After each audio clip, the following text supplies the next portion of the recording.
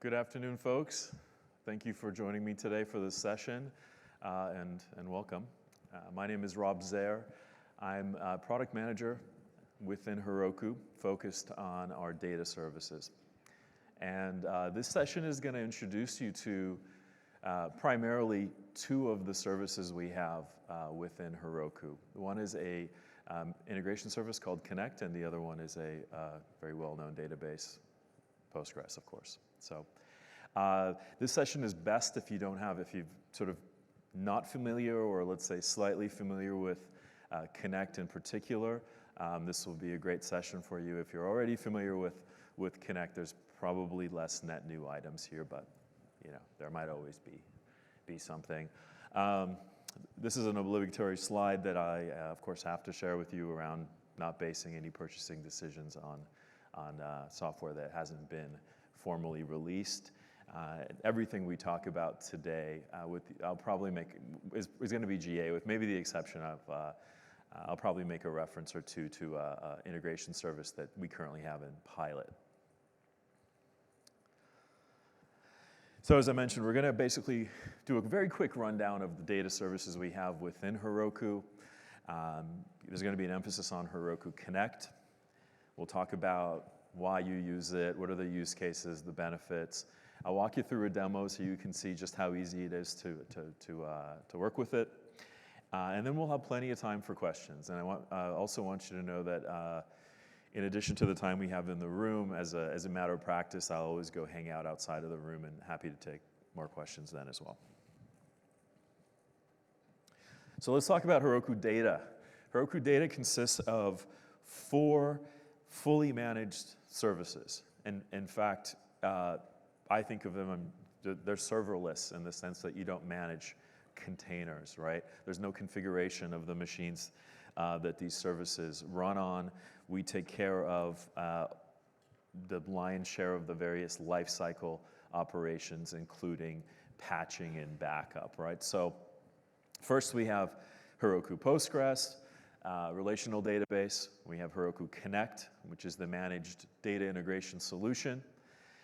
Redis, so high performance in-memory key value store, really good for things like sessionization, offloading the load from your databases, right? Because you can cache the results and set a time to life.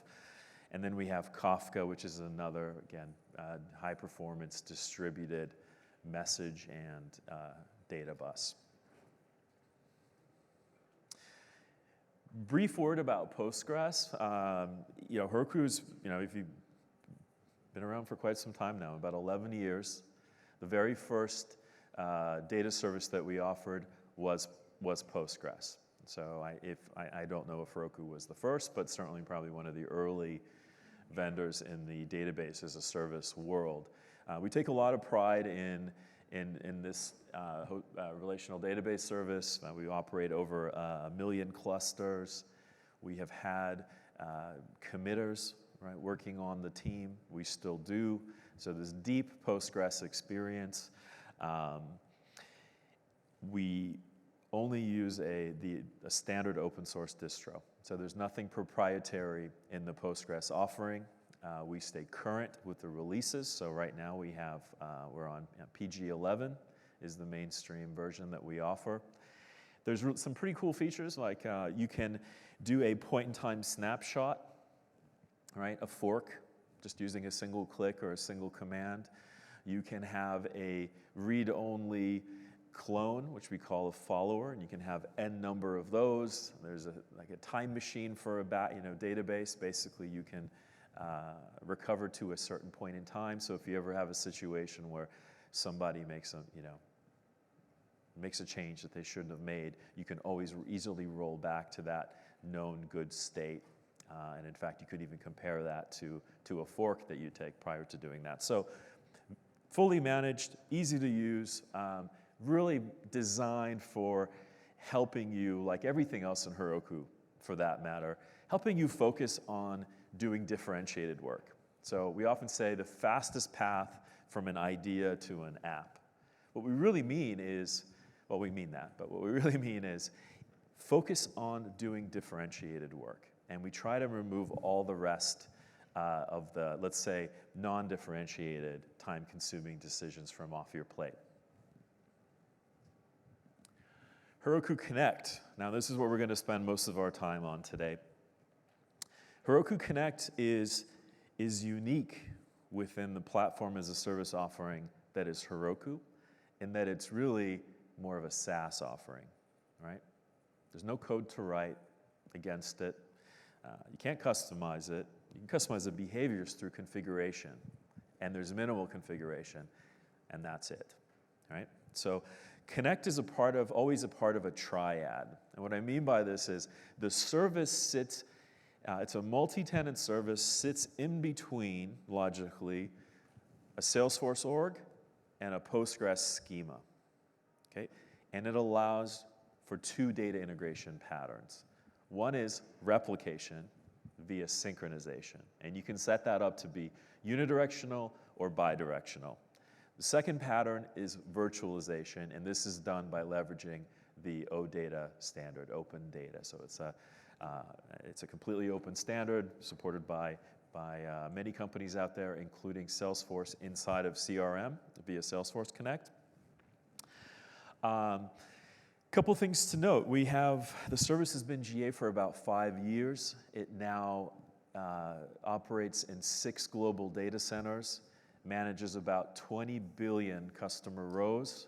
We have 10,000 production customer instances and another 10,000 sandboxes and demos and such. So it operates at a really high scale today. Let's talk a little bit about the first pattern, the replication. We talked about it being unidirectional or bidirectional. We talked a little bit about the scale. Now, 20 billion rows under management, 10,000 instances. But how high can you scale one instance? Well, we have multiple customers now who have crossed the 2 billion rows in a single instance. I can tell you Connect is rarely the bottleneck when you get to that level of scale. You're going to see in the demo, don't take my word for it, really easy to set up. I mean, it takes minutes. I would say sort of the only kind of annoyance is the fact that if you have many columns, that and you have to do a lot of clicks, but it's a one-time operation. And there's a power in the ubiquity of knowledge around relational databases and SQL language, right? And so by moving the data into an environment where it's far more accessible, very easy to interact with, very easy to reason about the relational model, and it tends to really unlock a lot of developer productivity. Now, the second pattern that we talked about is external objects or virtualization. So we call it Heroku External Objects. This is more of a marketing thing to align with Salesforce external objects, right? So we're being very explicit that this is the server side to the Salesforce client side. But because it's built on the OData standard, any OData aware client can interact with the data using the OData interface. Something that's less maybe commonly known is that even with this virtualization pattern, and this includes within Salesforce, it's bidirectional, right? So, for example, I may have, more and more people are buying connected devices, appliances for a home. And you can imagine that, these connected devices, right, they're sort of periodically uploading log data, right, diagnostics and such. And, if one day you run into an issue with your intelligent refrigerator and you call you call the manufacturer, and let's say that they use Salesforce Service Cloud. Well, when they go look up your record, having that data, right, so which devices or appliances you have and sort of, maybe calling out error conditions and warnings would be really useful, right? So especially in that context, you want it to be context specific. Broadly speaking, you have two choices, right? You can actually push that data into Salesforce, or you can virtualize it. Obviously, pushing log data into Salesforce, very bad idea. It doesn't really have a place, inside of these type of applications, but very useful to be able to sort of basically integrate by reference, by using this virtualization pattern. Moreover, because the external object in Salesforce behaves to a great extent like a native object, right? You can include it in business processes, and again, you can contextually access the data. So again, that service agent will just look at, in the context of your record, see your data, which is a lot more efficient from a performance standpoint. So speaking of efficiency, you're not copying data. It's as real time as it takes to basically issue the query, fetch the result set, format the result set, and return it. So it's really sort of limited by the execution time. Fundamentally, you're getting a real-time view. We'll talk a little bit later about Connect Sync, but it's not real-time. It's highly performant. It can be very fast, but it's not real-time, and that's an important thing to note. Easy is the theme. So again, just like Connect Sync, point-and-click setup. And again, the power here is being able to very efficiently access remote data, right? Without having to sort of needlessly copy it or worry about all the integration semantics. So let's talk a little about use cases. Why would someone use Heroku Connect? Well, who is this someone? Folks like you, Salesforce customers who are looking to solve a business problem, who want to focus on solving the problem and not on the plumbing. That's really the value prop. The value prop isn't, there's obviously nothing novel in moving the data, right? We just use public interfaces, so you could write the code yourself. You could use one of, you probably have more than one ETL tool or data integration tool, where you work. You could use those as well, right? But it's work, and it can be deceptively difficult. So that's the overarching value prop. The persona, again, could be an application developer, data architect, data admin. What we see very often is you're looking to build an app. It can be a customer-facing app. It can be an employee-facing app, right? So if it's a field service application, an engagement app for your employees, process automation, very, very common. So you bring the data over from Salesforce, you populate your mobile backend. As users make changes in the app, you can then write back a subset of the data to reflect it in Salesforce. Archiving is something that comes up, right? So we have, we often see customers who, for legacy reasons, right, the number of fields and objects is building up. The data itself, over some time, right, through inactivity, can become stale, but you want to keep it. Maybe you have to keep it because you're in a highly regulated industry. It could be your company's policy. It could just be good business, because with archive, there's often unarchive. So you hear from a customer again, and now you want to sort of bring their data back, so you capture all the old context. So that's another use case. I should note that we don't build an archiving solution. We're basically the engine for it, and then we have partners who implement and market solutions for that use case. Multi-org comes up a lot, right? So again, many of your customers, probably many of you in the room, have more than one Salesforce org, use more than one Salesforce cloud, and you're looking for a consolidated view. Maybe you want to do org sync of a subset of the data. Maybe, again, you want to have sort of you have a hierarchical org structure or a hub and spoke, but at some point you want to have sort of a unified view of this data. Well, you can just synchronize it with Connect, bring it into Postgres, right? And this is more of an ELT pattern, extract, load, and then do your transformations, and ultimately you can use Connect to then push that data back into this unification or unified org. And of course there's analytics, right? Because now you're getting the data out. You can consolidate that data again, the same way you might do for a multi-org, but different sort of goals. Get the holistic view, run your analytics on that. So we talked about these two techniques. I want to talk briefly about how to think of the different techniques and when you might use them. In practice, they're highly complementary, right? So oftentimes there is a very legitimate benefit to using both together. So we talked about the techniques, data replication, data virtualization. The latency for external objects, again, it's as long as it takes to issue the query. Oftentimes, again, if you're using it in a contextual fashion, these aren't going to be super heavyweight queries. Something to think about if the nature of your queries, or if you're doing like, a 7-way join and bringing back, hundreds of thousands of rows, probably not the right solution, because it's some poor users sitting there waiting for this to potentially waiting for this to happen, execute. The latency on Connect sync. So Connect is actually what we call eventually consistent.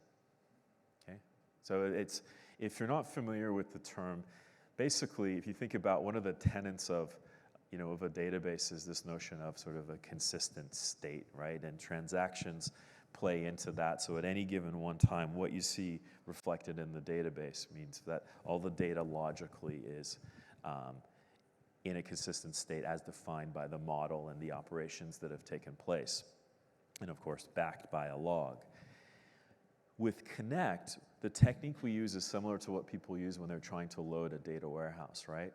You won't model the foreign key, primary key relationships, number one, right? Because you don't want to have to insert across these multiple objects all at the same time. You want to get the maximum performance, and you do this by writing in parallel. And the only way you can write in parallel is if you're not enforcing those constraints, right? So that's one dimension of eventually consistent, which means we have multiple threads. Connect is highly parallelized, grabbing your data. So at any given point in time, there is a chance that sort of, the account information, right, you may have a contact that's sort of not yet associated to an account, or vice versa. Generally speaking, these are small windows in time. You're able to configure Connect to be fast, and when I say fast, there's two things to keep in mind.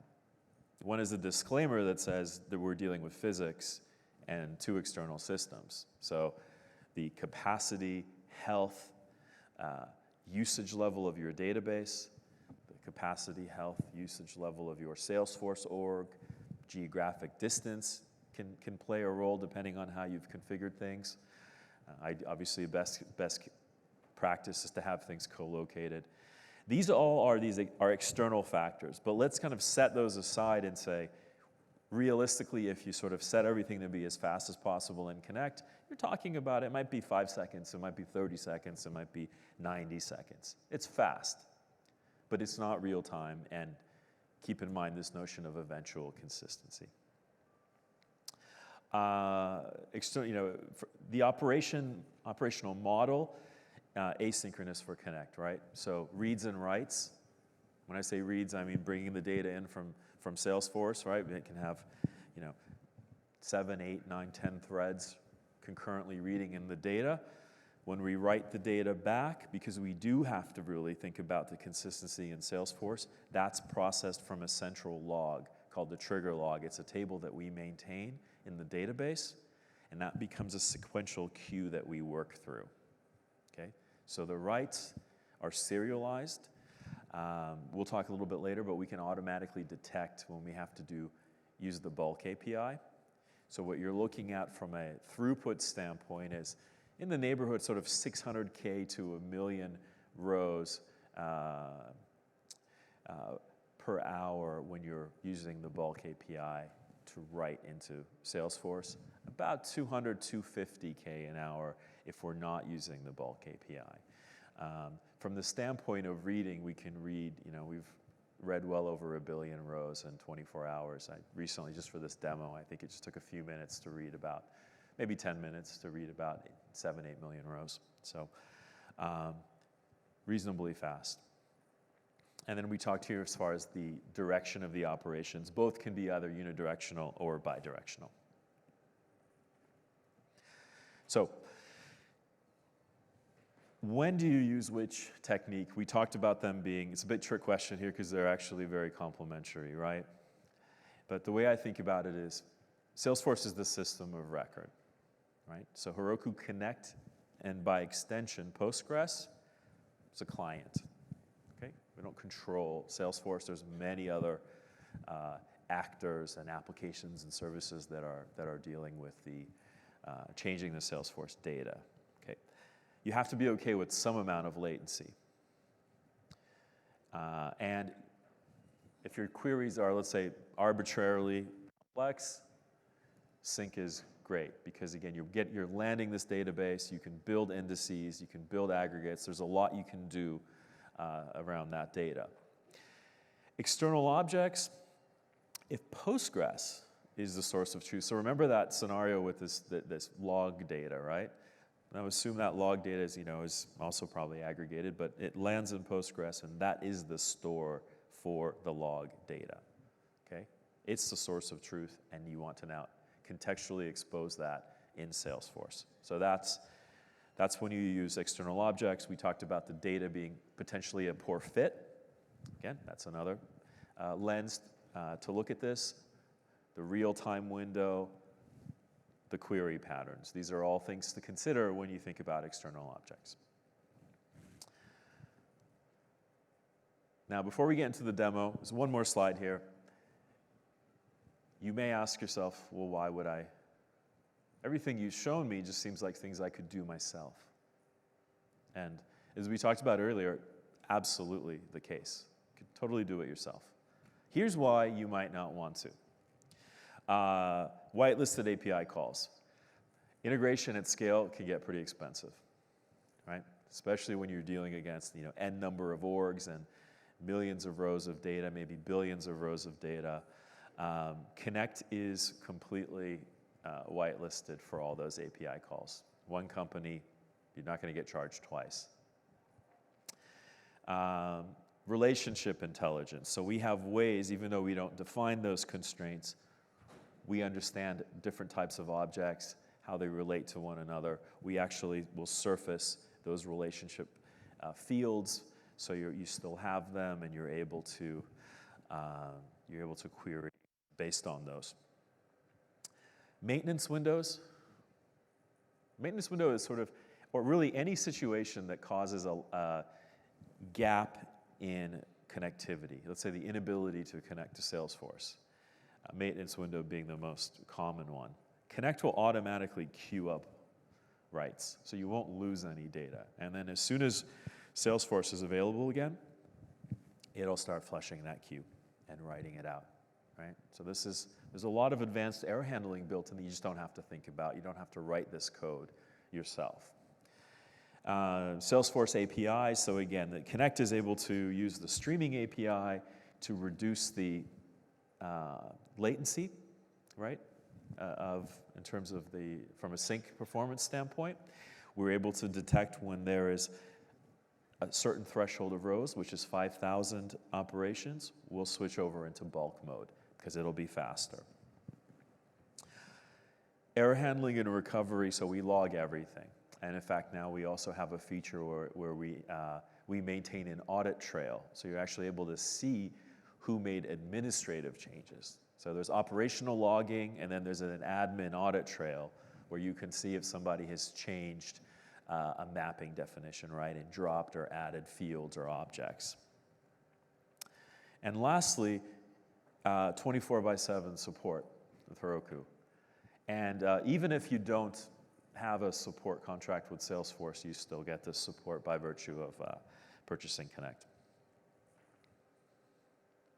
Okay, let's see a quick demo. I'd like to show you what it looks like in practice. Let me ask, for people who are sort of further back, are you able to see fonts and it's okay? All right. So we're in the Heroku dashboard here. In the context of an app, you can see I've created an app called TDX19 Demo. For those of you who aren't familiar with Heroku, and you may be wondering, well, why did I start with an app? This is just the Heroku information architecture. That's probably going to change a little bit over time. But the app is essentially the container. So you don't have to actually put your quote-unquote app code in here. You can have apps that are only dedicated to data services. And so in many cases, we see that happens, okay? So here's my app. And it's really simple here. You can see I've added 2 data services. Our data services, they're first party, but we use a framework that's built into the Heroku platform that we call add-ons, okay? And so all our data services are surfaced as a quote-unquote add-on. And what I've done there is add Heroku Connect and Heroku Postgres. And it's really simple. If I was going to add another instance of Connect or Postgres, right? So I've just clicked that. I'm able to choose from our plans. You can see we have a demo edition, which is free, that you all could try today if you don't have the entitlement, an enterprise version, and a high compliance offering that supports PHI, right? So protected health information. This is for firms that have to comply with HIPAA regulations. So let's go ahead and provision that so you can see. Once I click on this link, it's going to open up the dashboard. In fact, because of the name, I actually want to open up the blank one and show you what it looks like to actually provision Connect, right? So we talked about Connect being part of a triad. So we've instantiated the service. We need to identify sort of either end of that triangle. So here's my database. This is the schema name. So this is kind of an important distinction. It's Connect will not sort of take over or manage the entire database instance. The affinity is at the schema level. Okay. Next step here is basically, this is just saying, is this a sandbox? Is it production? You can choose the API version. So we maintain compatibility. We're just about to, when 46 comes out, we'll support that. As you know, the API version can influence the data model that's surfaced. So we support many older versions as well. But we always recommend using a newer version if you can, because we work really closely with the Salesforce platform API team, and we've built in optimizations that we can only access in newer versions of the API. So one example of that is when we do bulk jobs, we're able to do chunking of that data on both ends. We're able to, for example, access deleted records, right? So we have sort of using a query all method, we can actually go and if you delete records, that gives us a window into fetching those and keeping the sync consistent. So best practice, use the most recent API to the greatest extent possible.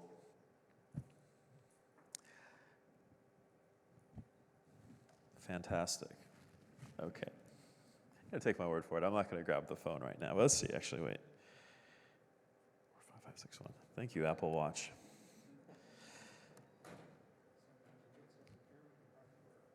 Exactly. Or God forbid you switch phones and your authenticator codes are all gone, right? That happened to me recently. So here we are now. This is the dashboard for Connect. That was the whole setup. Like you're good to go at this point.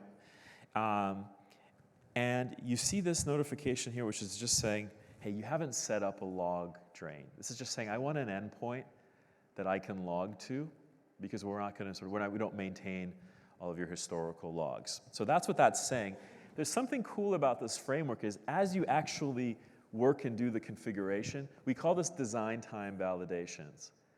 And it's just designed to try and help the user make the best decisions on day 0. So it'll sort of catch, let's say, suboptimal decisions or omissions from best practices, and it'll just gently nudge you and say, hey, here's the thing that you're doing that we think is going to cause a problem.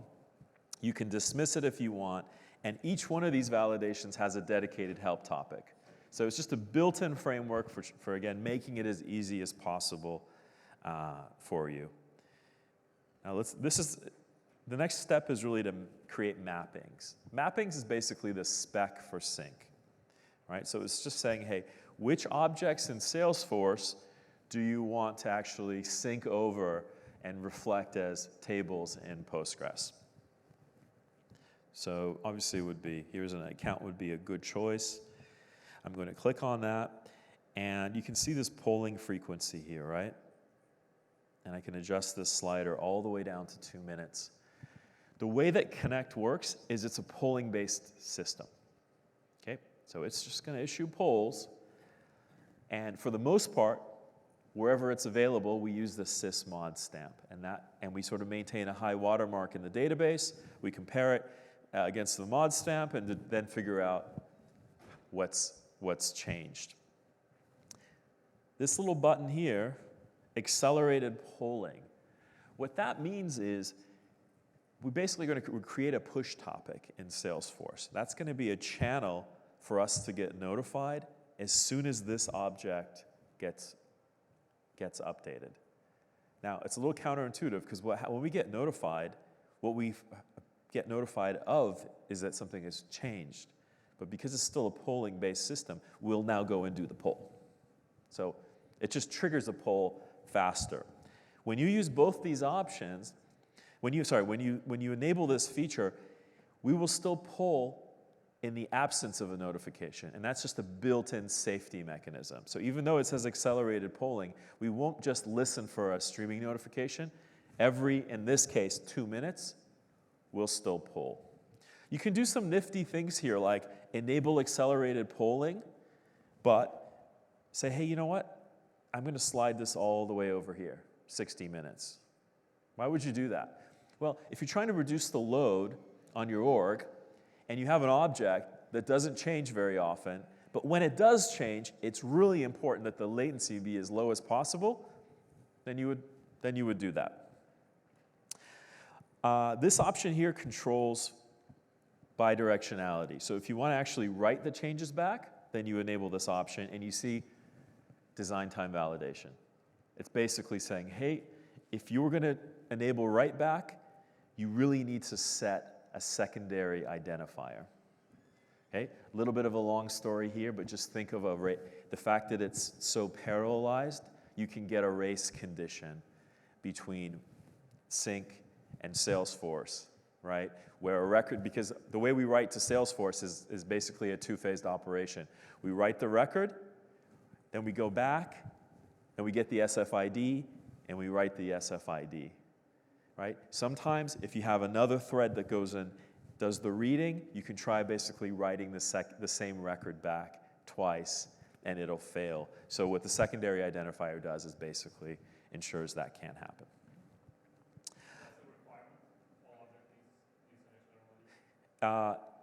Is it a requirement to have the external ID? If you were going to write changes back, we don't absolutely enforce it.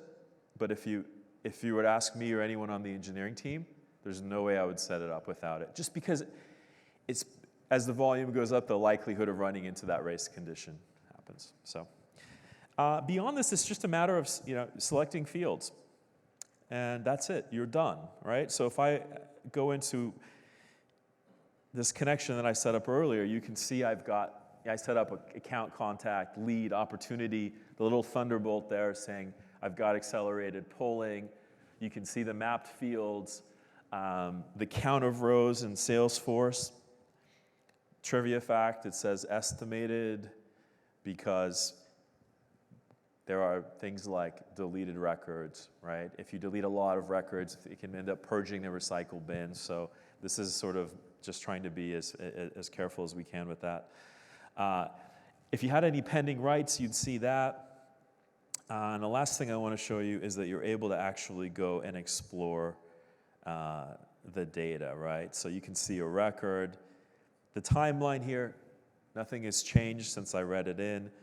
But you can actually go and spot check your data if you want and see what do I have in the database, what do I have in Salesforce. And the last thing that I want to show you is the external object setting. And it's, again, really simple. You have to literally just a matter of clicking that button. You can see the service URL, the endpoint is identified there. You have the OData version. And on the Salesforce side, it would just be a matter of, here you can see, I would just create the credentials. So really, really simple to set it up. And that's really all there is to setting up Connect. There isn't much in the way of, as you saw, there isn't much in the way of configuration. There's some basic management operations that you can do.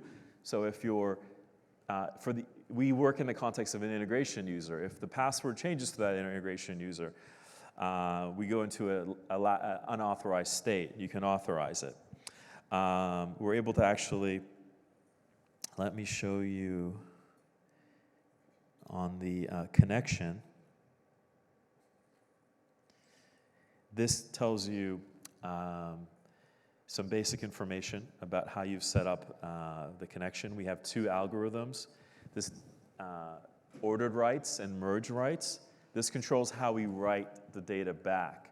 Merge writes was the first algorithm that we introduced with the service, and it basically coalesces operations, right? So it says if I've got a number of operations of the same type on the same object, let me, basically like a bin packing problem, let me put those into one API call for efficiency. Ordered writes says, I will write exactly in the order that you have made the changes in the database. And this is really important when order matters, right? This also enables the bulk mode to work, right? Because we can look for contiguous operations of the same type against the same object. So imagine that you do 5,000 inserts into the lead object. So contiguous operations, all of the same type, all to the same object. We detect it, and then we just use the bulk API. And then let's go over here, and let me show you one other thing, which are the audit messages, which is kind of cool. So you can see, in this case, the user is just me, but it tells you everything that I did here. So if you're working in a team environment or a high compliance environment and you need to get this data, then that becomes an important feature. So with that, just to summarize, right? So what are the benefits of Connect? Totally, it's a team of senior engineers who spent 5 years of their lives working on it. So it's very optimized, it's very fast, it's essentially the turnkey solution that will solve a problem and ultimately save you time. So basically, instead of having your developers working on it, given how constrained they are and few in number for most companies, you can have them focus on some other things. You've seen basically all the, we've talked about sort of how the API is used, how it's extremely parallelized. You can actually do some tricks. We call it sharding connect, where you can set up multiple connections across multiple schemas and increase the parallelization even further. So there's a lot of headroom for performance and just super easy to set up. So that is Connect in a nutshell. I want to talk in brief before we get to questions. There's a new certification process in place for Heroku consultants and partners. This is the first certification, official one we've ever had for Heroku. Something we're really excited about. If your business or position is such that this is relevant, definitely something to look at. And you can see there's a code there. So you'll have access to the slides after the conference as well if you haven't been able to get this.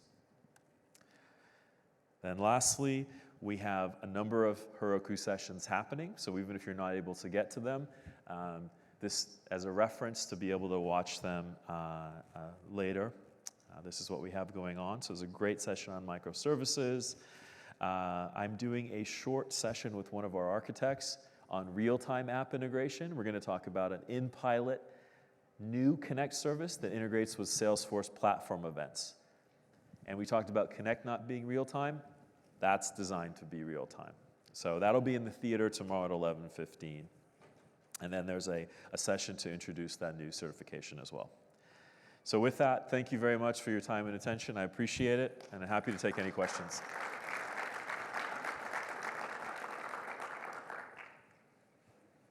Yes, please. And if you don't mind, there's a microphone. This way it'll be recorded for posterity.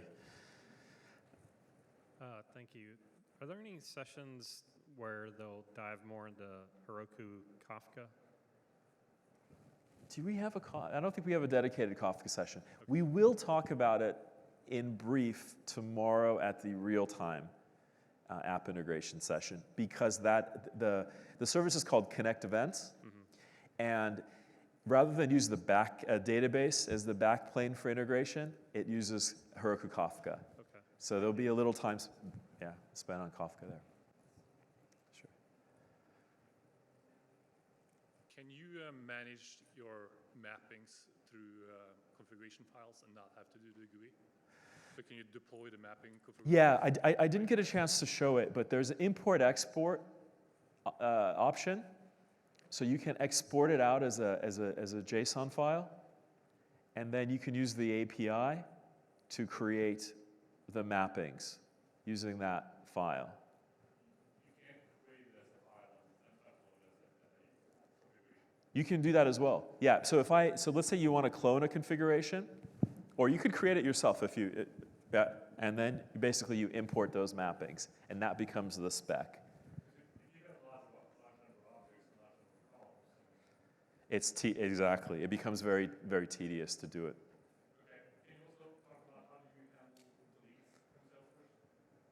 Yeah. So deletes, generally speaking, right? So we'll recognize the changes and we'll push them to the database. That's basically the simple answer as far as how it deletes. It gets more complicated when you get into a situation where if we can't query for the delete, the record sort of gets lost. It's rare, but we call this kind of a sync drift situation.